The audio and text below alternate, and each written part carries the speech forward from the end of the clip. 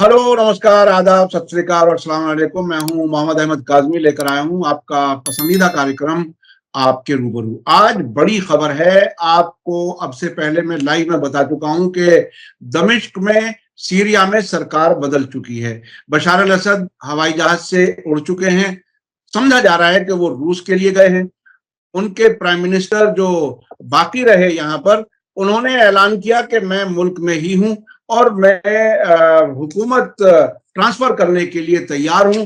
और साथ साथ ये भी अपील की कि मुल्क की हुकूमत की किसी भी प्रॉपर्टी को नुकसान ना पहुंचाया जाए। और इसी किस्म की अपील जो आने वाले, जिनको जो हार्डलाइनर हैं, HTS जिसे कहते हैं, हयात तहरीर अल शाम, वो उनकी तरफ से भी इसी किस्म की अपील आई है कि कोई सरकारी नुकसान ना हो। बल्कि हमने ऐसी वीडियो देखी है कि बशार अल असद के महल में लोग घुस रहे हैं। वहां एक खातून खड़ी हुई कह रही है कोई नुकसान ना पहुंचाओ, ये सरकारी प्रॉपर्टी है, लेकिन फिर भी कुछ लोग नुकसान पहुंचा रहे हैं। इतनी बड़ी तब्दीली। इजराइल की तरफ से कहा जा रहा है कि हमने गोलान हाइट्स पर अपनी फौजें बढ़ा दी हैं। अमेरिका की तरफ से कहा जा रहा है कि हम इस जंग में डायरेक्ट शामिल नहीं होंगे। और ईरान की तरफ से निस्बतन खामोशी है। क्या कुछ है, क्या किस तरह से समझा जाए इन वाकयात को, इस पर बात करने के लिए मेरे साथ खास मेहमान अमरेश मिश्रा जी हैं, जिनको आप पहले भी बार बार सुनते रहे हैं। उनके यूट्यूब चैनल 2 बंद हो चुके हैं, तीसरा फिर से उन्होंने शुरू करने की कोशिश की है। आप ये अमरेश मिश्रा स्पीक्स टू, ये चैनल आप सर्च करेंगे तो आपको उनकी कुछ ताजा वीडियो मिलेंगी। वो खुद भी कुछ बता देंगे। उन्होंने पिछले दिनों एक वेबसाइट भी शुरू की है। एक तरह से जिसे कहते हैं ना, विक्टिमाइजेशन, डिजिटल विक्टिमाइजेशन, उस तरह का उनका सामना है। लेकिन वो बहुत ही बेबाक अंदाज में अपनी बात रखते हैं। अमरेश मिश्रा जी, वेलकम है आपका। मीडिया स्टार वर्ल्ड को आपने वक्त दिया आज के इस बिल्कुल बदलते हालात में, जो पूरी तरह से समझना हम लोगों के लिए भी किसी हद तक मुश्किल है, क्योंकि बहुत सी चीजें अभी क्लियर नहीं है। आप इसे कैसे देख रहे हैं? सीरिया में अचानक ये क्या हुआ? 10 दिन में ही एलेप्पो से दमिश्क पहुंच गए, रात में होम्स और सुबह होते होते दमिश्क। क्या कुछ है, कैसे देख रहे हैं आप इसको? देखिए, मैं हमेशा से ये कहता रहा हूं कि ये जो फिलिस्तीन की जो जंग आज़ादी है, ये एक किसी एक मुल्क की जंग आज़ादी नहीं, बल्कि एक वर्ल्ड में अमेरिका इजराइल की लाइन प्रिवेल करेगी कि मल्टीपोलर वर्ल्ड होगा, उसकी लड़ाई है। और मैं उसी की लड़ाई के हिसाब से आज देखता हूं कि जो अमेरिका इजराइल लॉबी है, उसकी एक बहुत बड़ी जीत हुई है, मतलब बहुत बड़ी। इसमें कोई दो राय नहीं है, उसकी बहुत बड़ी जीत हुई। हमें हम एक्सेस ऑफ रेजिस्टेंस के आदमी उसके ही पर्सपेक्टिव से सोचते हैं। और उसके पर्सपेक्टिव से आप देखिए तो ये दुनिया में जो ये ग्लोबल साउथ की हार है, ये जो ब्रिक्स की हार है, ये अमेरिका जो ये रशिया जो एक नया ब्लॉक बिल्ड करना चाहता था अमेरिका के खिलाफ, ये उसकी हार है। और इस चीज को सबसे जो अफसोसजनक बात है कि जो मुल्क लीड कर रहे थे एंटी अमेरिकन लॉबी को, रशिया और ईरान, तो इनकी कमजोरी सामने आ गई। और इनकी कमजोरी, देखिए, कमजोरी सब देशों में होती है। ऐसा नहीं होता है कि कोई भी देश परफेक्ट होता है, उसके अंदर एकदम सही लाइनिंग होती है। भाई देश है एक, उसके अंदर अंतर्विरोध हैं, उसमें अलग अलग इंटरेस्ट कोलाइड कर रहे हैं। लेकिन उसमें देखिए, हम लोग उस जमाने के हैं, मतलब, या उस जमाने को हमने स्टडी किया है जब स्टालिन और माओ ने कोई एक डिसेंट अपने यहाँ टॉलरेट नहीं किया। और स्टालिन ने जब डिसेंट नहीं टॉलरेट किया, उसी की वजह से वो हिटलर को हरा पाया।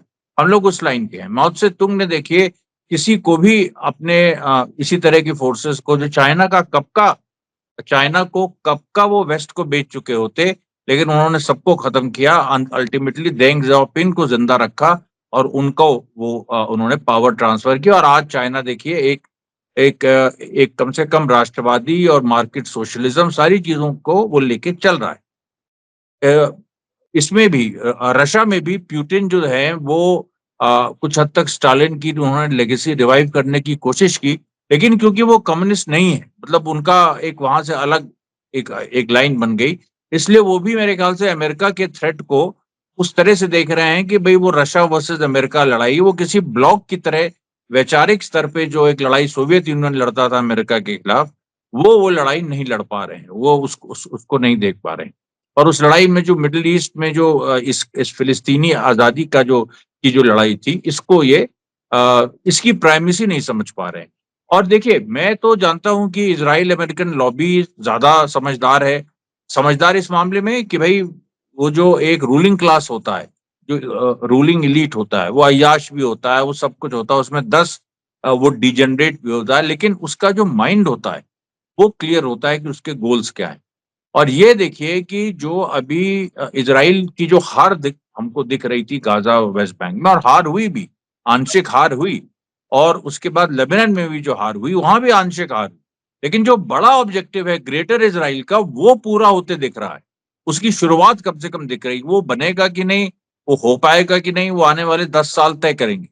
लेकिन इसराइल ने जिस तरह से कुनेत्रा में उसने कब्जा कर लिया है, जो एक बफर जोन था, उसको क्रॉस कर लिया है, प्रॉपर सीरिया के अंदर पहली बार उसने एक टेरिटरी कैप्चर की है। ये जो पूरी सिचुएशन है, और उसके बाद जो एचटीएस के जो मिलिटेंट्स हैं वो अनअपोज्ड वहां पर गए हैं। और बड़ी अजीब सी बात है, क्योंकि जो प्रो सीरियन मीडिया था वो बार बार कह रहा था कि ये देखिए, आज 200 मिलिटेंट्स मारे गए, 500 मिलिटेंट्स मारे गए, 1000 मारे गए, और कुछ मारे भी गए होंगे। लेकिन और अभी तक कुछ लोग कह रहे हैं कि रशिया बमबारी कर रहा है। तो देखिए, अब इसमें अब जितना हम लोग को पता है उतना आपको हम बता रहे हैं कि इसमें देखिए, रशिया का ये कहीं ना कहीं रशिया की ये थिंकिंग थी कि जो एचटीएस के मिलिटेंट्स हैं ये एंटी अमेरिकन हैं। तो एंटी अमेरिकन है तो वो उसके इंटरेस्ट के खिलाफ नहीं है। रशिया की जो बेसिक इंटरेस्ट है कि अमेरिका के खिलाफ, और यूक्रेन वॉर में रशिया फंसा हुआ है, वहां वो समझौता भी चाहता है, जीत भी चाहता है। जो भी एंटी अमेरिकन एचटीएस मिलिटेंट्स हैं तो उसके इंटरेस्ट को हार्म नहीं करेंगे। यानी जो रशियन बेसेस हैं सीरिया में, हम लोग हमेशा सोचते थे कि रशियन बेसेस हैं तो किसी भी हालत में रशिया असाद को सपोर्ट करेगा। लेकिन रशिया ने उसी लॉजिक के आधार पे असाद को उस तरह से सपोर्ट नहीं किया। लॉजिक वही था, बेसिस। लेकिन असाद, अब ये जो देखिए पूरी एक सिचुएशन बन गई। इसका मतलब है कि कहीं ना कहीं जो दिमाग था वो इजराइल अमेरिका की जो फोर्सेस हैं, जो लॉबी है, उसका दिमाग ज्यादा आगे चल रहा था। और इसमें देखिए कोई शर्म नहीं है ये एडमिट करने में कि पूरे एक्सिस ऑफ रेजिस्टेंस उस पूरे खेल को नहीं समझ पाया, हम लोग नहीं समझ पाए। और ये भी अच्छा, अब देखिए, अब रशिया वहां पर एचटीएस मिलिटेंट्स एंटी अमेरिकन है, वो इजराइल से मदद की मतलब कितनी बार इजराइल की तारीफ कर चुके हैं, जुलानी खुद कर चुका है। उसके बाद जो उन्होंने ये तक कहा था, एक जो मोर्दिकाई एक नाम का इजराइल का एक रिटायर्ड मोसाद ऑफिसर था जो उनके टच में था अभी कुछ दिन पहले, उससे उन्होंने कहा कि हम इजराइल हमारा दुश्मन नहीं है, हम सीरिया और लेबनान का भी नाम लिया था, लेबनान पे हम कब्जा करके, और उसके बाद हम ये इन दो जगहों पे हम कब्जा करना चाहते हैं, और उसके अलावा इजराइल से हमारा कोई ये नहीं। लेकिन ये लोग कब तक, एचटीएस मिलिटेंट्स बहुत ही टूटी हुई, बिखरी हुई, डिवाइडेड फोर्स है। ये यहाँ पर एसएनए, जो जो दूसरा रेबल ग्रुप है एसएनए, सीरियन नेशनलिस्ट आर्मी, उसमें ज्यादातर उज्बेकी और उधर के तुर्क लोग हैं। और इधर से जो है वो इसमें एचटीएस में अरबिक कम से कम लीडरशिप है। तो एचटीएस वालों ने भी कुछ दिन पहले एसएनए को कहा था कि तुम टाटर और मंगोल जो है सोचते हो यहाँ आके अरब देश पे राज करोगे, ऐसा हम नहीं होने देंगे। उधर देखिए, जो जो कुर्द हैं उनके साथ 1/3 हिस्सा, एक बड़ा हिस्सा सीरिया का उनके कंट्रोल में है, और वो अमेरिका के साथ है। लेकिन वो आईसिस के खिलाफ हैं, एसएनए के खिलाफ है। एसएनए और एसडीएफ, जो एसडीएफ कर्ड्स की फोर्स है, और एसएनए जो टर्की बैक्ड, जो जो बाहर से फाइटर्स आए हैं उनकी फोर्सेज, जिसमें मुस्लिम यूगर्स भी हैं, चाइना वाले, तो उनसे भी उनकी झड़प अभी भी चल रही है। जो कर्ड्स, क्योंकि कर्ड्स का तो एक बड़ा एरिया उनके एडमिनिस्ट्रेटिव कंट्रोल में है। अब यहाँ पर देखिए, जो ईरान का असेसमेंट है, ईरान का असेसमेंट ये है कि देखिए, बहुत दिनों से जो असद है, ये किसी भी हालत में एक्सेस ऑफ रेजिस्टेंस को सपोर्ट नहीं कर रहा था। और उसमें उन्होंने 2-3 एग्जाम्पल दिए। उन्होंने कहा कि जब ऐसे बड़े बड़े लोग शहीद हुए, इस्माइल हानिया, हसन नसरुल्लाह, तो सीरिया की तरफ से कोई कंडोलेंस मैसेज नहीं आया। दूसरी बात, वहां पर दमस्कस में जो जो अंसारुल्लाह जब जीती वहां पर यमन में, तो दमस्कस में उसका एक वो खुला था, एक एम्बेसी खुली थी, उसको बंद करा के सऊदी एम्बेसी को मतलब नहीं सॉरी, जो दूसरी सरकार है वहां प्रो सऊदी एडेन वाली, जो सना सरकार है, जो मेजोरिटी जो हुतीस की और अंसारुल्लाह की है, जो मेजोरिटी यमन कंट्रोल करती है, एक छोटा एडेन वाली जो स्ट्रिप है जिसमें प्रो सऊदी ये मतलब ये प्रो सऊदी सरकार है, उसकी एम्बेसी खुलवा दी असद। तो असद बहुत दिनों से देखिए ईरान से अपने को ईरान से दूरी बना रहा था, और मेरा माथा देखिए तब ठनका था जब यूएई और जॉर्डन ने कहा कि हम असद को सपोर्ट करेंगे, हम असद के साथ हैं और आतंकवादियों के खिलाफ हैं। तभी हमको लग गया था कि ये क्यों क्यों ऐसा कर रहे हैं, और ये अगर कर रहे हैं तो ये हो सकता है जीत हो ईरान की, और ये हमने आपके चैनल पे भी कहा था। लेकिन अब समझ में आ रहा है कि यूएई जॉर्डन हमेशा से वो असद को ये समझा रहे थे, और अमेरिका ये समझा रहा था कि तुम अगर रशिया का साथ छोड़ दो तो हम तुम्हारी मदद करेंगे, हम तुमको सत्ता में भी रख सकते हैं। तो मेरे ख्याल से कॉम्प्रोमाइज इस पे हुआ होगा कि भाई तुम बाहर चले जाओ, क्योंकि कुछ लोग कह रहे हैं वो रशिया गया है, कुछ लोग कह रहे हैं वो फ्रांस गया है। ये क्योंकि फ्रांस का भी सीरिया और लेबनान पे कंट्रोल था एक समय, फ्रांस की कॉलोनी थी दोनों। तो वो फ्रांस भी गया है, इस तरह की चीजें सामने आ रही। अब मेरी समझ में देखिए ये आ रहा है कि जो फिलिस्तीन का क्या होगा, गाजा की लड़ाई का क्या होगा। इसराइल देखिए अभी वो फिलिस्तीन और गाजा वेस्ट बैंक का एनेक्सेशन इसराइल अनाउंस कर चुका है, और उसको इतमार बिन गिवर या स्मोतरिच ने अनाउंस किया था। गाजा में वो ये सोचते हैं कि हम उधर उधर उधर एक बार सीरिया लेबनान फतह हो गया फिर तो हमास हमारी कुछ नहीं, हम पूरा उखाड़ देंगे, गाजा को खत्म कर देंगे। मुझे जो सबसे बड़ा डर लग रहा है वही लग रहा है कि अब फिलिस्तीनियों की एथनिक क्लेंजिंग लगभग तय, उनको या तो गाजा छोड़ना पड़ेगा और या तो उनको वहां पर मार दिया जाएगा। अब इतने लोगों को आप 40-50 लोग, हालांकि हिटलर ने 6 मिलियन जूस और प्लस और भी जो जर्मन डिसेंटर्स थे उसमें केवल जूस नहीं थे, उनको मारा था, हॉलोकास्ट किया था। तो वो सब, लेकिन अभी आज की तारीख में जो मेरे ख्याल से इतमार बिन गिवर की पॉलिसी है कि हम गाजा में लोगों को हम पलायन के लिए वॉलंटरी इमिग्रेशन, वॉलंटरली हम उनको इमिग्रेट करा देंगे, उनको हम बाहर कर देंगे। उसमें वॉलंटरी क्या, उसमें मारोगे तुम, मार के जितना चाहोगे। अच्छा, रेजिस्टेंस जो है हमास, अब हमास अकेले है क्योंकि अब ईरान से जो इसका सप्लाई रूट है सीरिया के थ्रू, ये डिसरप्ट हो गया। हिजबुल्लाह का देखिए पूरे लड़ाई में सीरिया की ये हुआ कि आज हिजबुल्लाह अपने फाइटर्स भेज रहा है, आज भेज रहा है, कल भेज रहा है, लेकिन नहीं भेजा। रदवान यूनिट वहां नहीं पहुंची, क्यों नहीं पहुंची? अब ये सवाल तो जो नईम कासिम है वो दे सकते हैं, मतलब इस सवाल का जवाब। दूसरी बात, ये भी बात आ रही है कि इसमें विलेन का रोल ईरान के प्रेसिडेंट का है, पेजेश्कियान का, जो शुरू से उदार रहे, जो शुरू से प्रो पीस रहे हैं। उन्होंने बहुत सारी चीजें उन्हें नहीं दी, और खमैनी साहब जो है सुप्रीम काउंसिल लीडर, उन्होंने हटाया नहीं, क्योंकि अगर वो हटाते तो उसके बाद जनता में एक बवाल होता और ये सब होता, और वहां पर हिजाब को लेके एक लड़ाई हो रही है। तो अब तो मुझे लगता है ईरान में अंदर और देखिए इस्माइल हानिया की हत्या के बाद ये क्लियर हो गया था कि इस्माइल के ईरान के अंदर, और नसरुल्लाह उनकी भी शहादत के बाद ये क्लियर हो गया था कि ईरान के अंदर बहुत सारी और मैंने पेजेशियान का विरोध उस समय किया था पब्लिकली, ये जब हसन नसरुल्लाह का जब असैसिनेशन हुआ था, तो मैंने यही कहा था, क्योंकि उसके पहले पेजेशियान यूएस गए थे और वहां पर वो ये कहने गए थे कि जो ओबामा के समय न्यूक्लियर पीस डील हुई है उसको रिवाइव किया जाए, और उसको रिवाइव करने की वजह से ईरान ने अपना न्यूक्लियर प्रोग्राम रोका था। आज अगर ईरान के पास न्यूक्लियर प्रोग्राम होता तो दूसरी कहानी होती, अगर न्यूक्लियर वेपन होता तो दूसरी कहानी होती।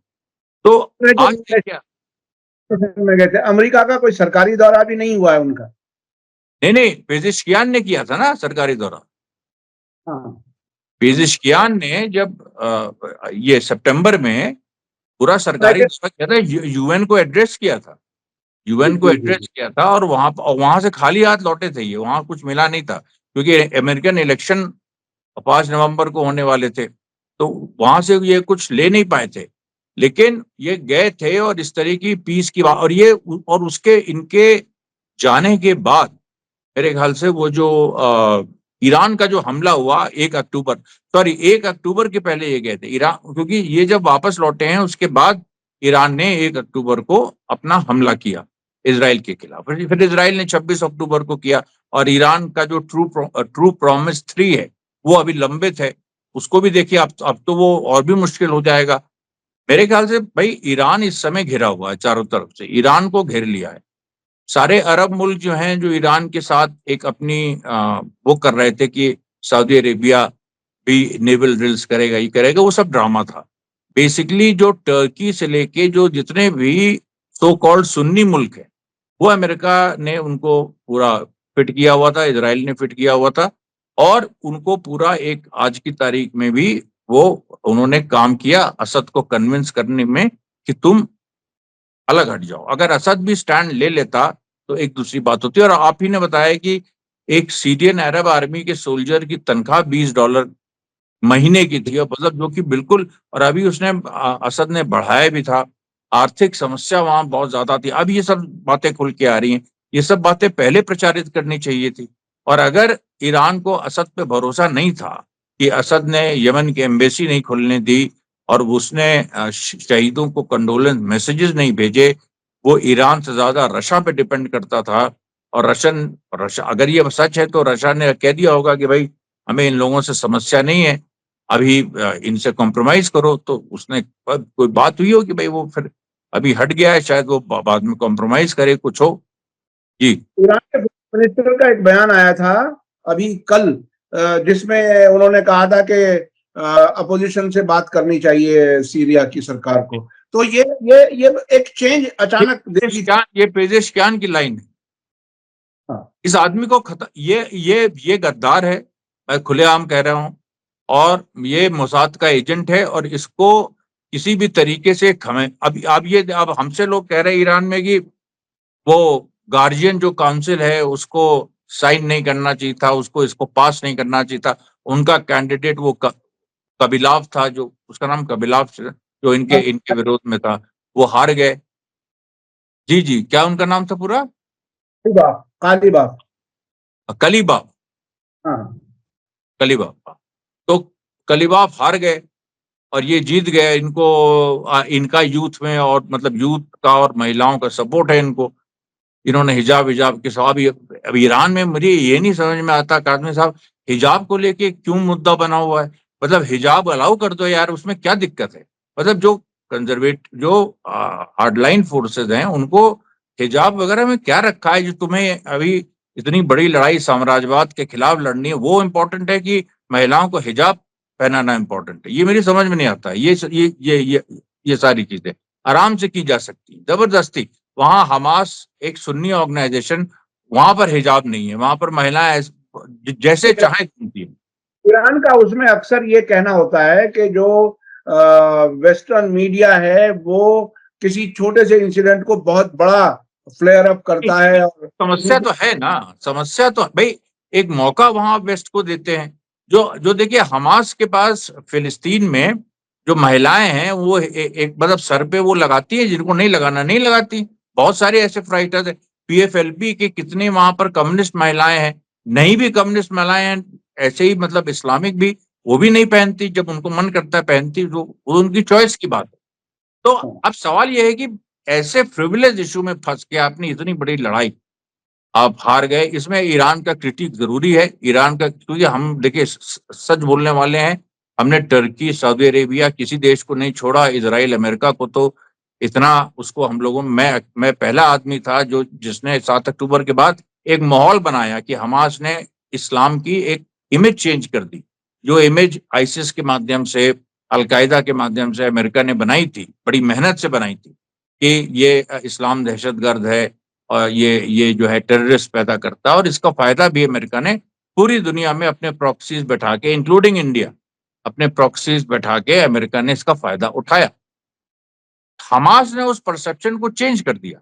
और 1 साल में जो लोगों ने वीडियोस देखे कि ये भूखे रह के जो नंगे पैर लड़ने वाले सिपाही हैं, और जिस तरीके से इन्होंने अपने से सुपीरियर फोर्स को हराया, तो वो पूरा 1 साल का दौर चला। लेकिन खैर, अब वो दौर जो है वो एक काउंटर रेवोल्यूशन हो गया। अगर 7 अक्टूबर को रेवोल्यूशन हुआ था तो ये तय है कि आज की जो तारीख है यानी 7, अरे देखिए आज भी 7 है, 7 दिसंबर, 7 दिसंबर को आज काउंटर।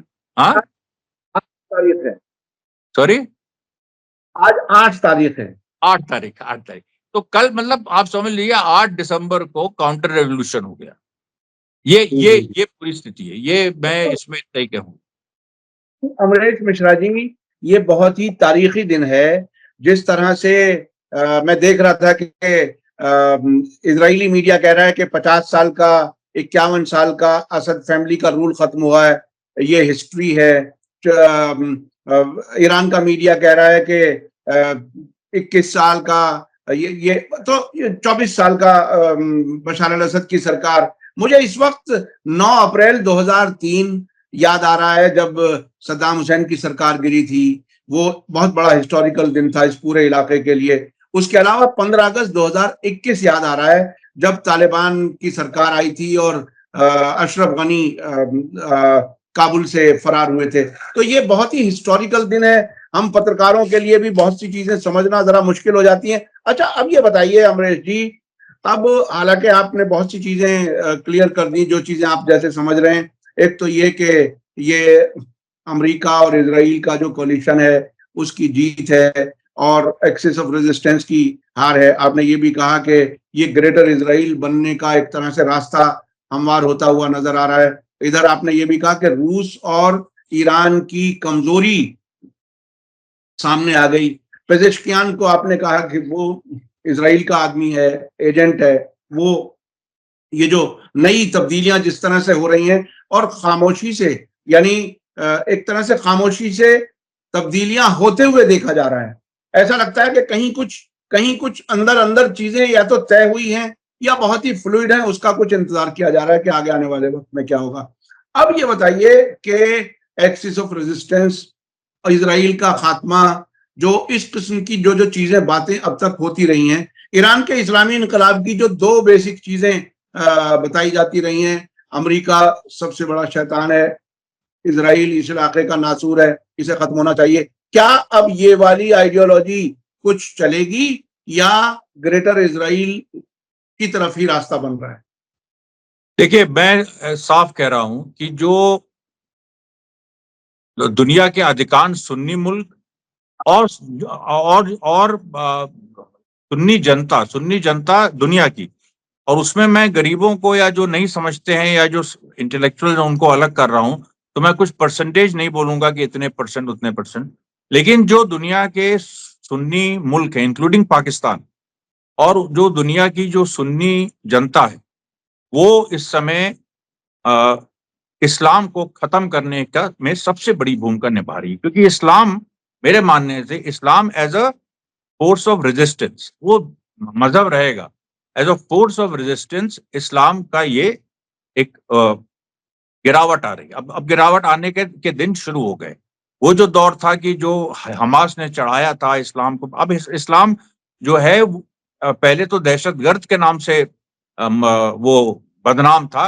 अब वो हो जाएगा कि वो यहूदियों की सेवा में है, सुन्नी मुस्लिम खास तौर पे यहूदियों की सेवा में है, ग्रेटर इजराइल बनाने के प्रोजेक्ट को मदद कर रहा हूं। मुझे 18th सेंचुरी इंडिया याद आ रहा है कि किस तरीके से अंग्रेजों ने जब एक समय मैसूर, निजाम हैदराबाद, मराठों का, इन लोग का जब अलायंस हो गया था, तो कैसे कितनी बुरी हालत थी, कितनी लड़ाइयां, ये लोग बैटल ऑफ पोलीगर हारे अंग्रेज टीपू सुल्तान हैदर अली से, फिर महादजी सिंधिया से बैटल ऑफ वडगांव हारे एक, और उसके बाद इन लोगों ने उस अलायंस को तोड़ के आइसोलेट करके मैसूर को, टीपू सुल्तान को सरेआम मारा और उसके बाद उन्होंने मराठों को मारा, उसके बाद निजाम को छोड़ दिया। लेकिन तो आप इस तरह से टर्की को छोड़ सकते हैं कि भाई तुम अपना करो, लेकिन उसमें सऊदी अरेबिया को जाना पड़ सकता है किसी न किसी, या टर्की को जाना पड़ सकता है। लोग कहना है कि एक स्ट्रांग मुस्लिम कंट्री यूरोप नहीं चाहता, तो उसको टर्की को जाना पड़ सकता है। सऊदी एक निजाम इनका रहेगा, जैसे निजाम को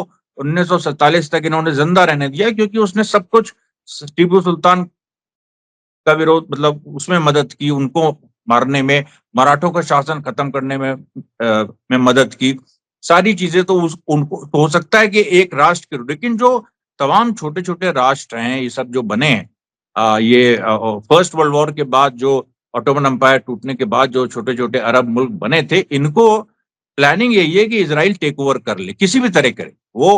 हो सकता है इजराइल के, ये ग्रेटर इजराइल की जब हम बात करते हैं तो केवल ये नहीं है कि ग्रेटर इजराइल मतलब एक बड़ा इजराइल नेशन हो जिसके सबको वो एनेक्स कर ले।